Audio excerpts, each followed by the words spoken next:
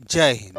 मैं शशिकांत शर्मा आप लोगों का अपने चैनल पर स्वागत करता हूं। आज का हमारा प्रसंग है बेहतर जीवन के लिए जीवन में जोखिम उठाएं। स्वामी विवेकानंद कहते हैं कि अगर आप बेहतर जीवन जीना चाहते हैं तो जीवन में जोखिम उठाएं। आखिर जोखिम होता क्या है? तो जोखिम का अर्थ है एक संभावना। संभावना क्या? तो कोई भी मूल्यवान वस्तु को खोने की संभावना और किसी मूल्यवान वस्तु को पाने की संभावना के लिए जोखिम उठाया जाता है। यानी जोखिम दो बार उठाया जाता है। कोई अगर आप मूल्यवान वस्तु पाना चाहते हैं तो उसके लिए आपको जोखिम उठाना पड़ेगा, और अगर कोई मूल्यवान वस्तु अगर खोने वाली है, खोने की संभावना है, तो आपको उससे बचाने के लिए आपको जोखिम उठाना पड़ेगा। अब आपको उदाहरण के लिए देते हैं। आपके पास एक मोबाइल है। आज के समय में सबसे कीमती या मूल्यवान वस्तु जो है मोबाइल ही समझ लीजिए लोगों का होता है। तो आप उसको जोखिम से बचाने के लिए क्या करते हैं?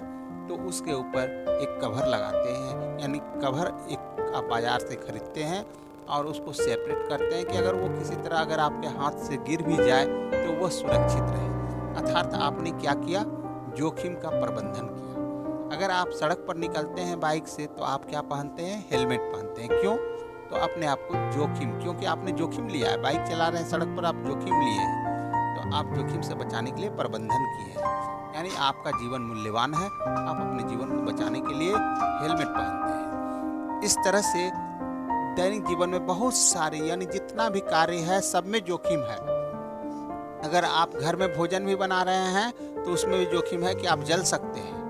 अगर घर में आपकी बिजली की तार है और कहीं डैमेज हो चुकी है और आप उसे जोड़ रहे हैं तो उसमें भी जोखिम है, उसमें मृत्यु तक हो सकती है। यानी दुनिया में कोई भी ऐसा कार्य नहीं है कि जिसमें जोखिम नहीं है। और अगर हम जोखिम को सावधानी पूर्वक प्रबंधन करके अगर पूरा कर लेते हैं तो अपने लक्ष्य को प्राप्त कर लेते हैं। आज के समय में अगर कोई जोखिम नहीं उठा रहा है तो उसका जीवन अपने आप में जो है कष्टमय जो है उसको नजर आ रहा है। अर्थात किसी भी स्थिति से अगर कोई गुजर रहा है और उसमें अगर जोखिम नहीं है तो निश्चित ही उसको अपने आप पर लग रहा होगा कि शायद मैंने कहीं कुछ गलत किया है। तो आपको यहाँ बता दें कि जोखिम में नकारात्मक पहलू और सकारात्मक पहलू दोनों छिपे हैं। चलिए, ये तो हो गया कि नकारात्मक पहलू से बचाने के लिए आपने जोखिम उठाया। अब हम लोग सकारात्मक पहलू का बात करते हैं।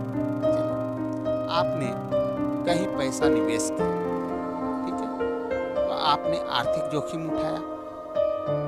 हो सकता है आपका पैसा डूब जाए, या हो सकता है कि भविष्य में आपको दुगुना लाभ हो, चौगुना लाभ हो, ऐसा भी हो सकता है। यानी इसमें भी संभावना है, डूबने की भी संभावना है और लाभ की संभावना है।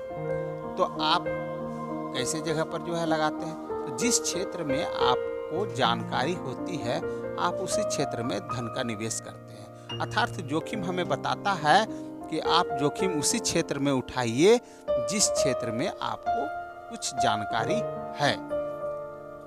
इससे क्या होता है? तो आपको हानि पहुंचने की संभावना कम हो जाती है और लाभ पहुंचने की संभावना बढ़ जाती है। जैसे शेयर बाजार में लोग पैसा लगाते हैं, उसमें जोखिम होता है, लेकिन जो अगर पूरा तरह से उसमें पारंगत है तो वह निश्चित तौर से उसमें पैसा भी लगाता है और लाभ भी कमा लेता है।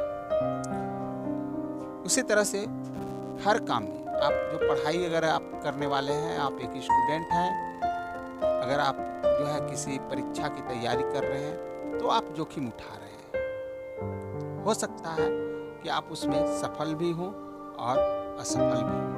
लेकिन आपको एक चीज बता दें, अगर आप नैतिक कार्य के लिए अगर जोखिम उठा रहे हैं, ठीक है, यानी जैसे पढ़ाई एक नैतिक कार्य हुआ, आप अगर उसके लिए अगर जोखिम उठा रहे हैं तो आपको बता दें कि इसमें आपको दोनों ओर से फायदा होने वाला है। अगर आप सफल भी होंगे तो भी फायदा होगा और असफल भी होंगे तो भी फायदा होगा। अब देखिए कैसे। तो स्वामी विवेकानंद कहते हैं कि अगर आप नैतिक कार्य में अगर जोखिम उठाते हैं तो आपके पास दो अनुभव आती है।